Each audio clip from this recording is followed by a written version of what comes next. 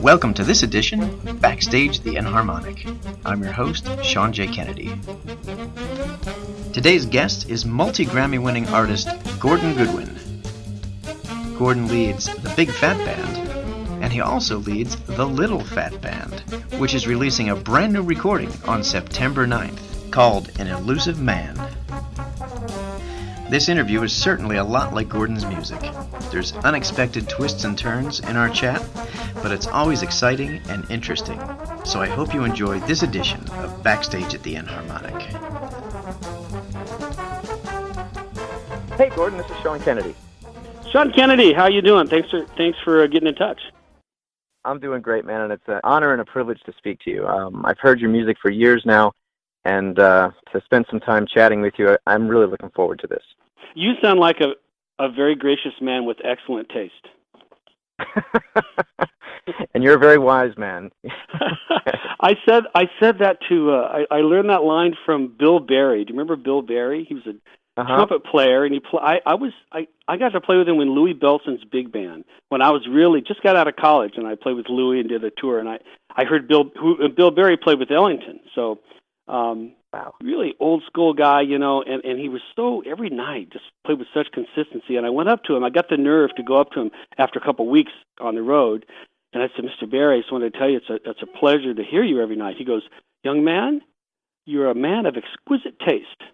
And I thought it was just such a classy way to accept the compliment, Yes. I'm going to have to try to fit that in this year somehow when someone says something to me. That's actually a problem for a lot of us, accepting compliments. And a lot of times musicians tend to deflect them with things, They'll say, they'll make some kind of funny joke or dismiss it. But a lot of people need to pay those compliments. Like I got a chance years ago to do a gig with the Boston Pops, and John Williams was the conductor at the time. Mm. And after the gig, and it was with Johnny Mathis and Natalie Cole and Tommy Flanagan was a piano player on there. I got to meet Tommy and everything. It was a great night. And so afterwards, there was a after party. And I went up to John Williams and I cornered him, and I said, "I'm sorry, man. This is not for you. This is for me. I have to tell you what you meant to me and how inspired I've been by everything you've done. And I'm sorry you hear that every day from people, but I don't care. I have to tell you. It's for me, not for you." And he looked at me. He goes, "Well, that's I appreciate that very much." And he was you could tell he hears that 10 times a day, but No, it totally made a memory for me, that's for sure. Right, because on May 4th this year, John was in Philly, and I had a chance to speak to him for 3 minutes. And for me especially, it was this was an epic meeting, to meet virtually probably my biggest hero that I've ever had in music. And I'm walking up to the guy, and I'm like, what am I going to say to him? So all I said was thank you. I said, you inspired me, you wrote the soundtrack to my life, and again, like you said, he was like, "Oh, thank you, that's very nice." But how many times has he heard that? Yeah, exactly. Because that is the real question when you meet people like that. Go, where do you even start? Mm-hmm. Where do you start with a John Williams? And I agree. I did an interview not too long ago, and they asked about okay, give me one person that's your biggest influence, and I couldn't get away from John Williams was the guy. That's right. And, with all due respect to Cannonball and to Stravinsky and to Count Basie and all the others, John Williams he's on another level. Oh, yeah, because, especially for me, I think that's the first time I noticed music. I was 5 when the first Star Wars came out, and looking back, I'm like, I actually noticed music as a 5-year-old kid, and it was all due to John Williams, so... Yeah, I think that might be one of his, some aspect of his genius is that his music has so much content and compositional integrity and all that stuff, and yet it's so relatable to everybody. Right, and you know what? This interview's about you, so I'm going to flip that around. Figures I'd hijack the interview and turn it into a John Williams geek fest. No, but that's okay. I love John, and it dovetails into something that I've always wanted to tell you. When I was coming up through high school and college and first got my license, I think I was really excited to drive because I could chase Maynard Ferguson around because he'd play colleges and high schools all around here. And I can't tell you how many Friday nights and Saturdays me and my buddies would pile into my old Datsun station wagon and see Maynard. And I think for a lot of my students now, you are Maynard because your music it's readily accessible to kids that aren't, jazzers. But then when the jazzers start digging into it, they're like, man, this is some meaty, this is difficult stuff. And I think a lot of your compositions have what Mr. Williams' compositions have also. They're for everyone, and it's great music that'll be around forever. Well, that's a ridiculous compliment, and I have to say that it isn't a deliberate thing on my part in terms of trying to concoct some sort of a style to say, what can I write that has accessibility and anything like that. All it was a confluence of all the different musics that I have loved, and I grew up in high school just as a jazz snob and just loved jazz and nothing else, and I hated pop music and I didn't like classical music, and I was just about big bands and jazz and even a kind of a narrow definition of that. And then I got to college at Cal State Northridge, which is out here in California, and they didn't have a jazz major at the time. So they said to me, they had a really good jazz program, but not a jazz major, and so I had to study classical saxophone, and they said, and by the way, you're going to study conducting, and you have to study, counterpoint, and you have to study, orchestration and music history, and a lot of things I would have never chosen to do. But I think those influences informed my once I got and really started to find my voice as a composer, all those things kind of fit into it. So I had the jazz thing, and the other thing that happened at the same time, I was playing at night in a band in a club. So we were playing, Stevie Wonder and Earth, Wind and Fire, and the Beatles and stuff like that, which taught me a little bit about that kind of stuff, and I gained an appreciation for pop music and in terms of its good qualities. And so now you listen to the Big Phat Band and the other music I write, it's kind of all that stuff. And so I have great, I get on my soapbox fairly often about, the lack of content in pop music today. And so it isn't just about accessibility, it isn't just about a hummable melody for me. Because if I have a melody in one of my charts that's memorable and easy and punchy and hooky, it's probably going to have some fancy changes under it to add another level of nuance, another layer of subtext. Right. I guess that's worked for us, as a band in terms of being able to market our music to people that aren't jazz fans or aren't trained musicians. They're not people that aren't going to hear counter melodies or substitute chords or any of that fancy stuff. They're not going to hear that, but they might dig the groove, or they might relate to what the basic melody of the song is, and maybe then they will intuit those harmonies. Maybe they'll kind of learn to appreciate that. I mean, that's really one of our bigger problems. I think that with the cuts in arts funding, people aren't hearing orchestras. They're not really hearing this kind of music. Certainly not in the media very much. And they're not, and not really hearing it, in school unless you're in the band program, So that's why we're a big part of our efforts is to, try to push back on the fact that if you want to save money, we cut the arts program first. It's just a foolhardy decision, I think. Exactly. I covered a lot of ground with that answer. I realize that, but that was great.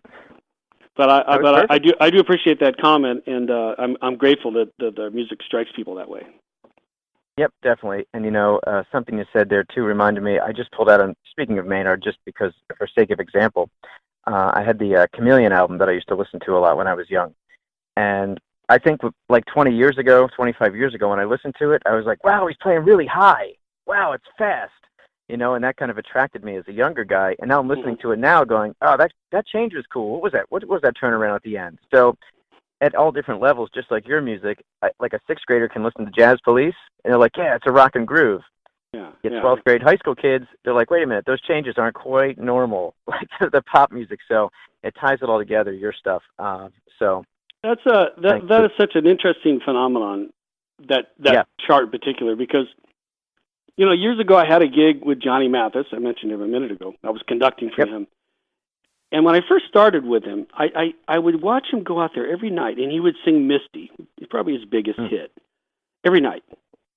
And I as a jazz musician, and we know we're used to changing things and evolving, and every night is a different thing, But he's out there singing Misty pretty much the same way every night.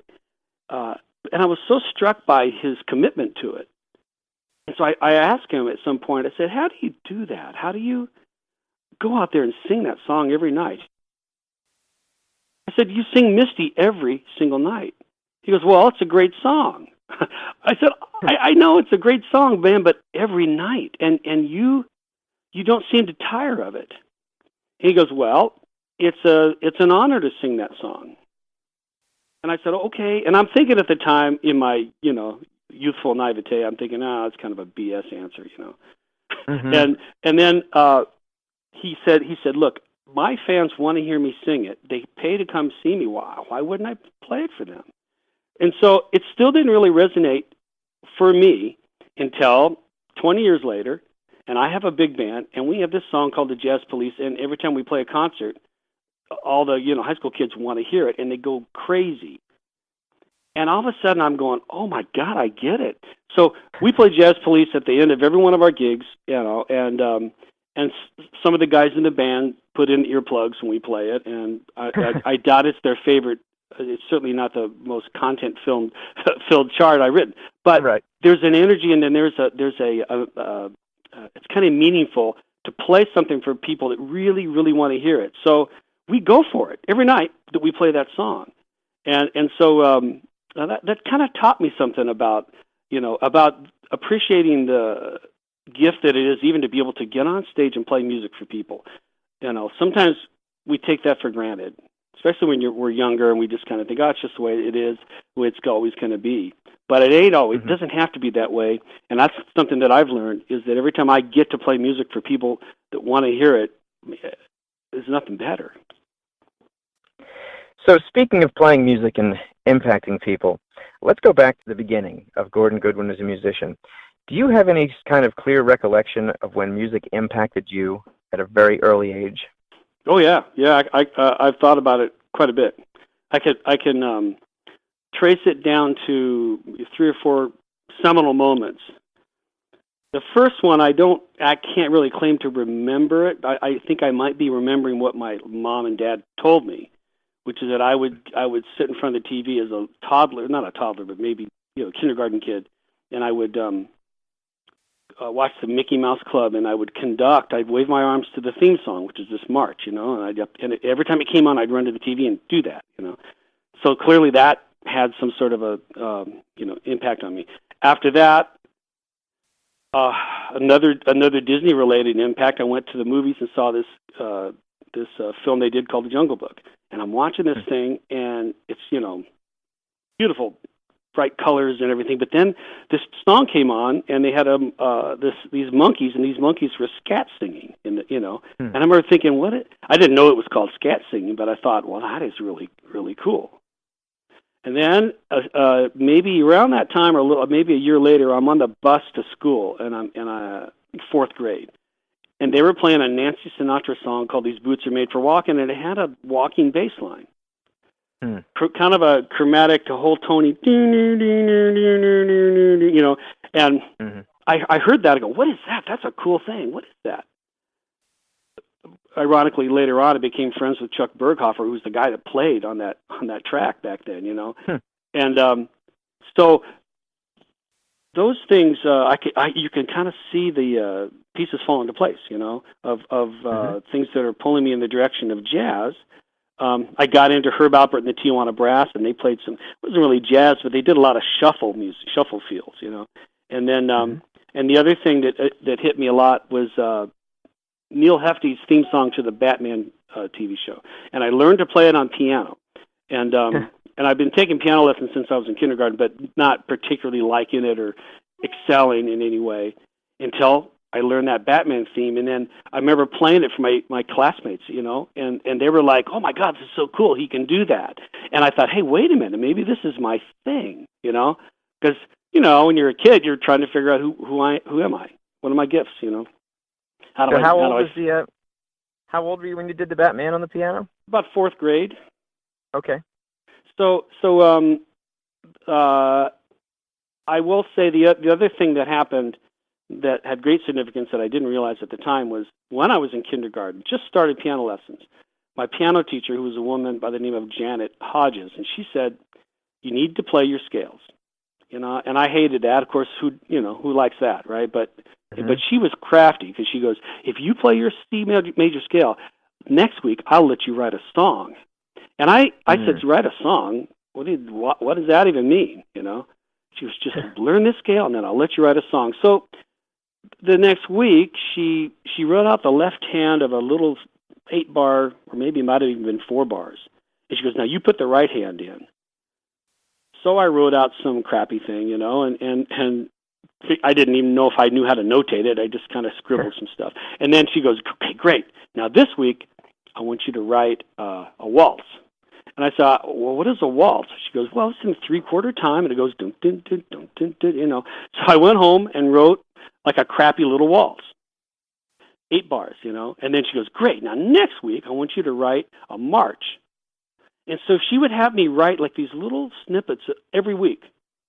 Do a polka, do a this or that. So it was pretty early on that she put it in my head that I could create things, you know, not just play other people's, pieces, but I could maybe create my own stuff. So that, I think, ended up being important, kind of at a, fundamental level for me. But then I didn't do too much of that until 7th grade, and then where I wrote my first big band chart, and that's largely due to my band director, Robin Snyder was his name, and he pulled me aside and said, you need to listen to this record, and he gave me a Count Basie record, and he played it for me, and he played a song by Sammy Nestico called The Queen Bee, and that's the song that changed my life right there. I had this epiphany, like, that's it. I got to do that, whatever that is, you know. And so he said, "You should write a song yourself." So I wrote a little song, and we played it in the middle school band, and then I realized, man, a lot of people are playing their instruments, but nobody's doing this. Maybe this is something I should think about. Wow! So as a 7th grader, that's when you really kind of added composer to your resume. Yeah, and I know, and I realized how lucky I was, and how circumstances, led that I could find that. Because there are plenty of people that, aren't able to find out what their gift is for a long time. Right. Back then, of course, if you were to be a composer, you had to be in a band. You didn't have a laptop sitting at home, with GarageBand or whatever you're using, to compose. You had to have a band in order to execute and so that led to an interesting thing for me, because I remember thinking, I have to write music that these kids are going to like and want to play, or else they won't want to play it. So that informed what I wrote. Like, how can I make it interesting for the guys in the band?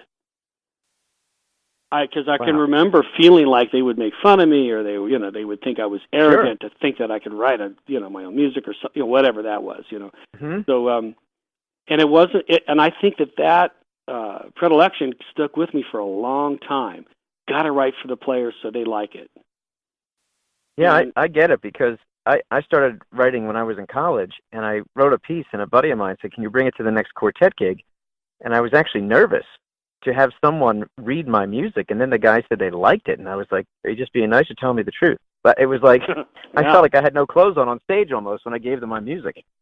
Oh, it's something else. I had a piece that I wrote for an orchestra called the New American Orchestra, and it was an orchestra here in Los Angeles made up of all these incredible studio musicians. And this was back in early 80s, and I wrote a piece for the trombone player Bill Watrous, and it was kind of a jazzy symphonic piece.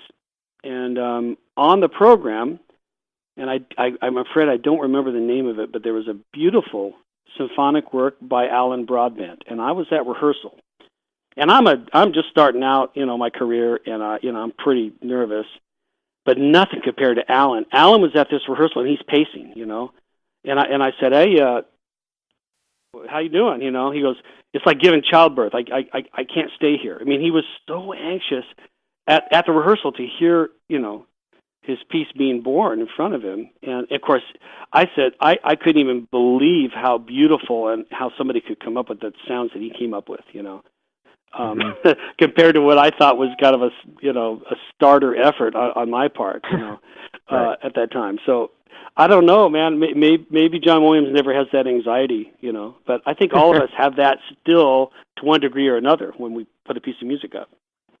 Yeah, I think so. Most composers I know, it's nerve-wracking for the debut, because I was talking to, what's his name, Michael Kurth from the Atlanta Symphony, and I said, when you write a new piece, like, do you play the piece or do you sit there? And he said, I could never play.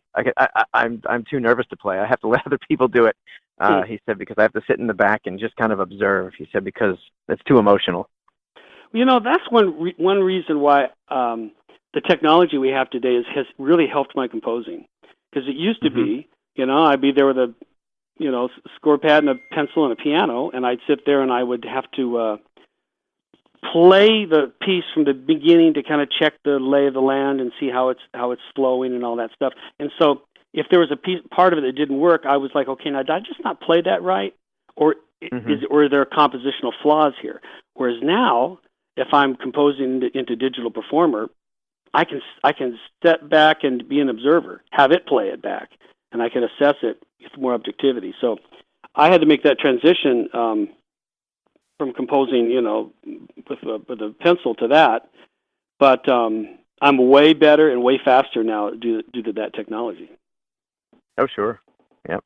Even though it's got things about it that are seductive, that I try to avoid all the kind of cut and paste options that can happen when you're composing or when you're orchestrating, right?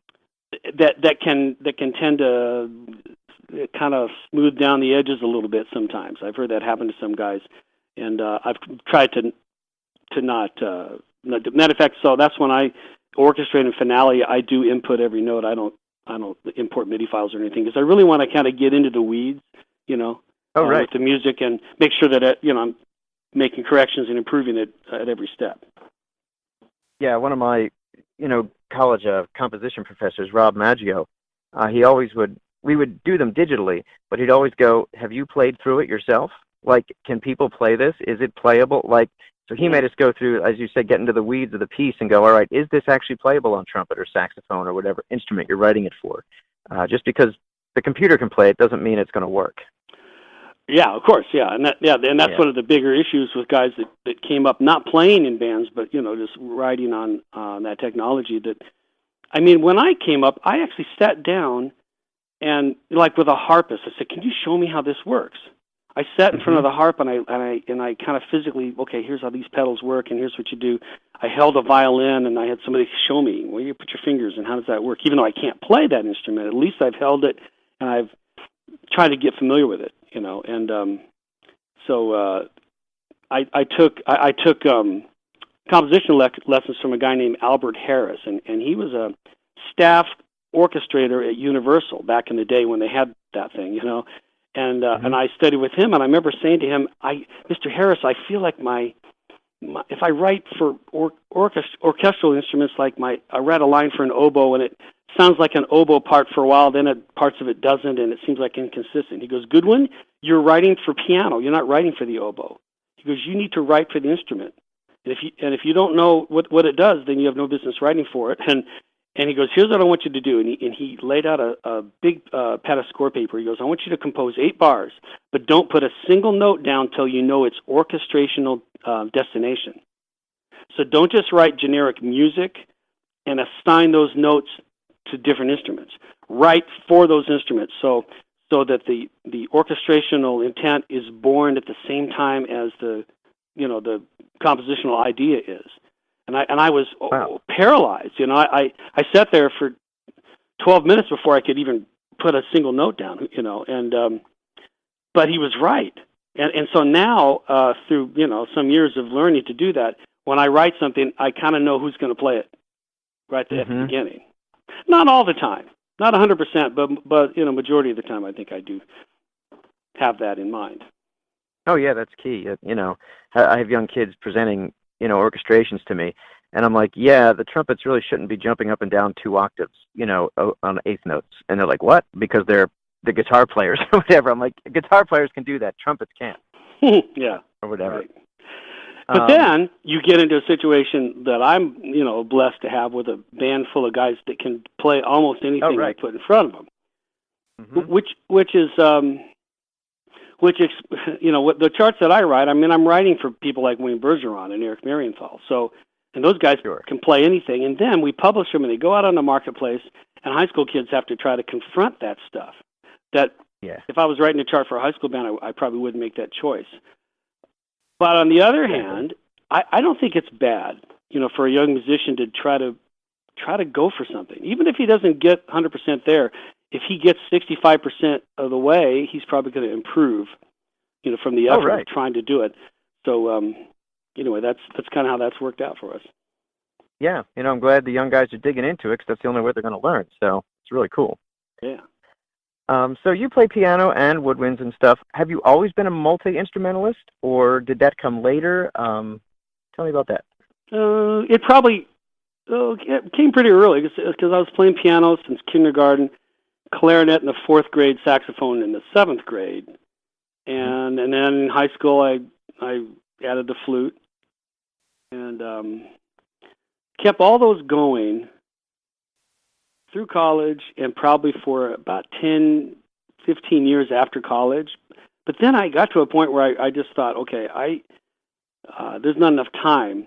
And I remember I was on a recording session, and they told me it was saxophone. And listen, my flute playing was fine, and I had a pretty good sound, and I could play in tune. But I would kind of tuck in under the really good flute players in the band, Okay. I was always on the second chair or something like that, and I was good enough to do that. But I didn't have any illusions about it. I could play a good solo on it and all that. But I was on a session, and they said it's tenor sax and a little bit of flute. All right, so I bring my tenor, got my flute, and I get there, and the part's actually for alto flute, which I don't even own one of those. So I'm like, oh man, I don't have an alto flute. So a friend of mine who's in the section goes, here, just use mine. He passes his flute down. I said, man, maybe you should play this. He goes, no, I got to play bass clarinet on this. Go ahead, you can do it. So, oh shit. So I put the flute together, and I'm looking at the solo, and it's a low register alto flute solo with a lot of sustained, windy notes, at a slow tempo, and I was hosed, man. I didn't have time to warm up on this strange instrument that I didn't play anyway, and it's a, medium-sized orchestra in the recording studio, and I'm trying to play this really exposed solo with these light string textures around it. And I think it might have been a C+ effort by the time, maybe B- at tops. And I went into the control room, which musicians hardly ever are supposed to do. And I went to the composer. I said, you need to do that again and have that other guy overdub that solo. He goes, we don't have time to do that. I said, well, listen, this isn't what I do. I'm sorry. I really apologize, but. He goes, it's fine. We'll just have to live with it. And after that experience, I said, that's it. I'm not doing it. I'm not going to put myself or anyone else through that. And the thing is that, it didn't matter that I didn't have that. He didn't care that I'm practicing conducting and I'm composing and I'm doing the piano and whatever else I'm doing. What does he care? He wants his alto flute solo played. So I put the flute away, and I put the clarinet in the closet too. So, and so currently I play the keyboards, tenor, and soprano saxophone, and those 3 things I keep, within arm's reach most of the time. But I definitely had to. I'm sorry, we're getting beeped here. I definitely had to make that choice, and realize that there's a finite amount of time, and then add to the fact that you get a family and you want to spend some time with them and go to your kids' basketball games and stuff like that. So, you just can't do everything. So those 2 instruments, they were pretty easy cut. Okay. If you had a preference, do you prefer playing or composing, or is it pretty much tied? Yeah. The thing about composing is, it's a solitary endeavor. So the process of composing is not like it's how can I put this? It's not like it's fun exactly, right? Even though exactly. it's rewarding, and so I'm pretty disciplined about how I structure my day, and so I'll kind of review the day at the end of the day. Okay, what did I do? Oh yeah, that was good. I accomplished that, and then I think about what I have to do the next day. I like having a body of work and being able to build, on that. But there's nothing like playing music with people, especially, people that agree with you, that have the same point of view about music and about life, Those are the kind of people I love to play music with, is people that, kind of are optimistic, positive people. Those are the kind of people we look for to have in our band, And so once I started to do gigs with the Big Phat Band, I was reminded of what a thrill it is to play music, because for a while I wasn't doing much playing. I was just writing music and, doing films and things like that, making good money. But it was a little bit like kind of punching the clock. And I'd work for Disney, and I'd write in their style. Then I'd go over work for Warner Brothers and write in the style of Carl Stalling, and that was at a point where I did have a bit of an epiphany when I thought, is this what I do? Because I remember writing for Warner Brothers, and they would often say to me, that cue was really great, but next time maybe a little less Gordon Goodwin, a little more Carl Stalling, And so I'd say, okay, is this who I am? Am I just a gun for hire where I go to different studios and emulate other people's styles? Which is an honorable thing to do, but it was at that point that I thought, I think maybe I need to plant my flag and say, look, this is who I am. And so that's when I put the big band together. Went to the studio and recorded our first record. When I kind of realized that if I don't do it now, when am I going to do it? Mm-hmm. And I got to say, man, it was liberating when I finally just said, you know what, this is who I am. This is what I like or what I believe in. And if you like me, great. And if you don't like me, okay. Once I got to that point, it was very a lot of pressure was relieved. Of course. Yeah. Do you actually have time or the desire to listen to music for fun? Actually, up until 23 weeks ago, the answer was seldom. And then 23 weeks ago, I got approached by a jazz station out here in Los Angeles, 88.1. It's KJazz, and it's an old station. I mean, I grew up listening to it. It's got a huge listener base, and they approached me about doing a show. And I thought, oh, it'd be interesting. What would that be?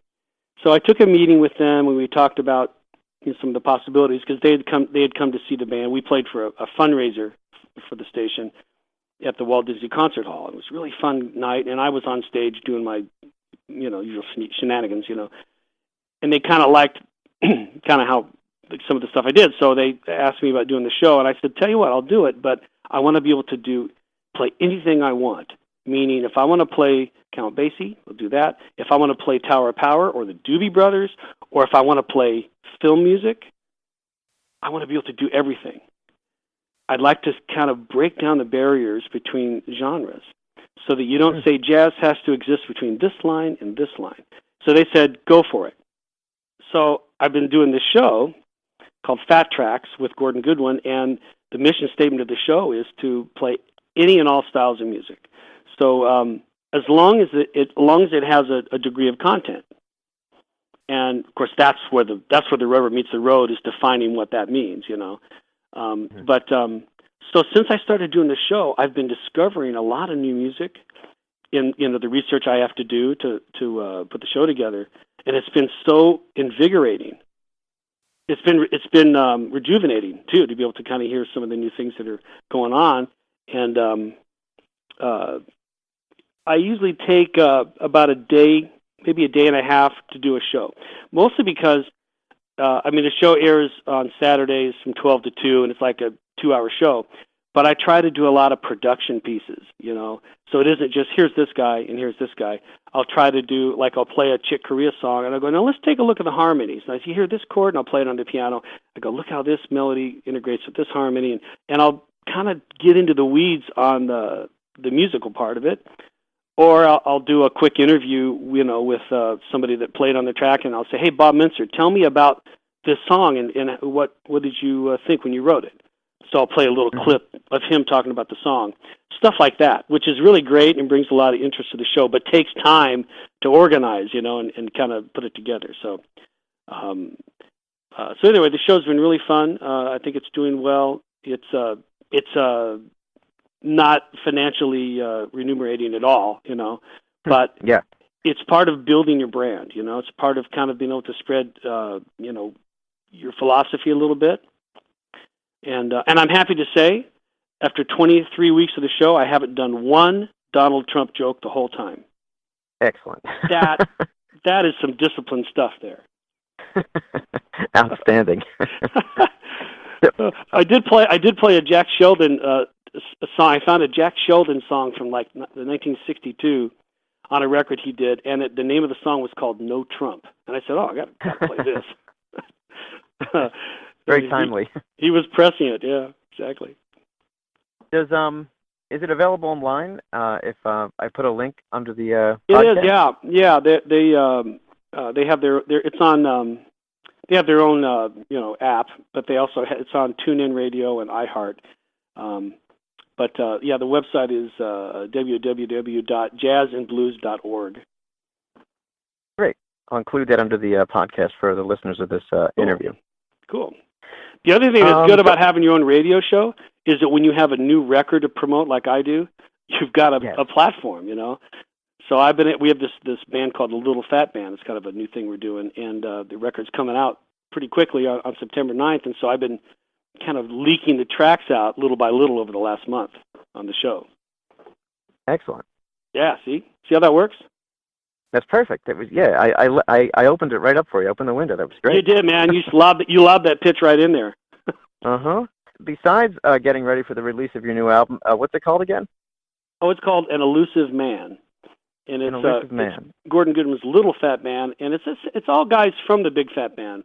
Wayne Bergeron on trumpet, Andy Martin on trombone, Eric Marienthal on saxophone, and Bernie Dressel on the drums, Rick Shaw on the bass, Andrew Sinowick on guitar, and Joey DeLeon on the percussion. And I played the piano, a little bit of saxophone. And so it's kind of the same point of view as the big band stuff, but a little more open-ended, a little more room to let it evolve, as opposed to not as much structure as a big band needs, Nice. Another question for you. Outside of music, do you have any other activities that are non-musical? Wow. There's the problem of my life, actually, right there, because I shouldn't overstate it. I mean, I love to read books and stuff.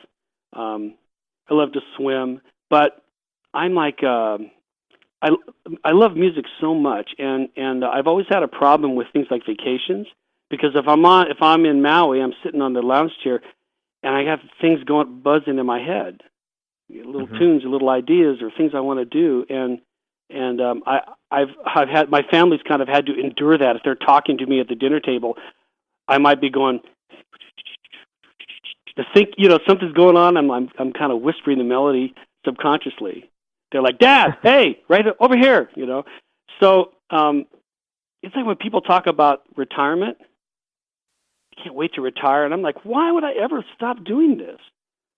This is like on my worst day, I get to write music. Even when I'm writing the worst music for, I'm getting hired to write something I don't believe in. It's still, come on, that's an incredible thing to be able to do. So, but having said that, I love animation. I've got I probably have 50 different books on the art of animation, the time I've spent composing for animation has been great, and I've got a long relationship with the Walt Disney Company and doing some things for them right now. I'm a kind of a student of the JFK assassination. I've probably got 50 books on that. Wow. I got enough information on that topic to be completely confused now as to what might have happened. So I definitely do like reading, and I love politics. I love talking politics and following that, as frustrating as that can be sometimes. Mm-hmm.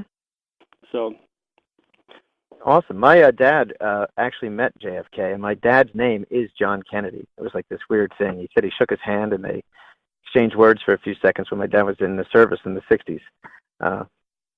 Wow. Which is pretty cool. Yeah, and the second wow, my mother, her maiden name was Oswald. Okay. I'm not making it up. Okay, man. come on. No, really, yeah. They got married in 66, and it was Kennedy marries Oswald in the newspaper. That's really classic. Oh, my God, that's amazing. Yeah. You know, my daughter, Madison, is way into it as well. I kind of inflicted her with my, obsession. So we've gone to Dallas, gone to the grassy knoll, done all the things. And we went to Oswald's boarding house, which is on Beckley Street. And it's just a, unassuming little house, and we're standing in the driveway just looking at it, and then a station wagon pulls in. And we're like, oh, sorry. And the occupant of the house pulls up with some groceries. And I said, oh, I'm sorry. We don't want to interfere. I know you must have people bugging you a lot.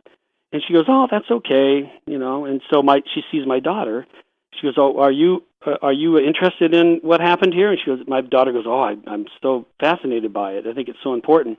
And so this woman goes, well, when I was a little girl, this is my mom's house, and she rented it to Oswald. And when I was a little girl, Oswald used to babysit me and my brother. Oh, my gosh. I know. And we're like, Right. And so we talked to her for 15 minutes, and and I said, well, do you think that he did it?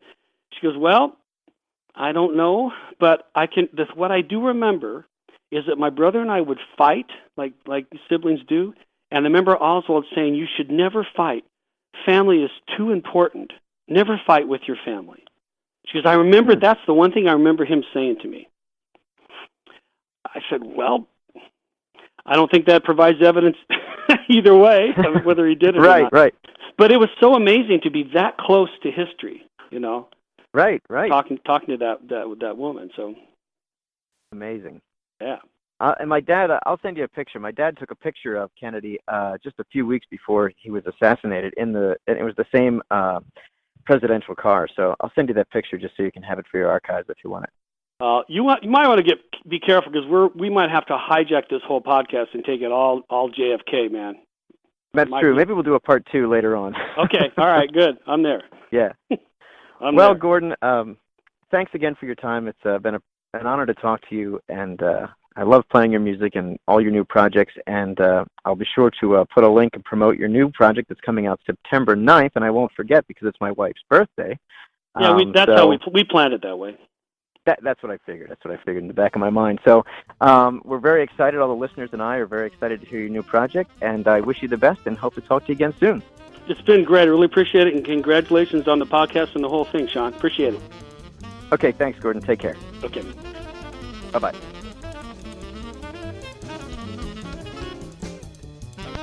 Today's soundtrack, of course, was provided by Gordon Goodwin and the Big Phat Band.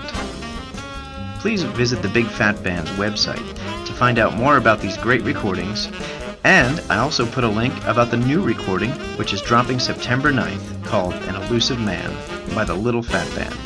Thanks for listening.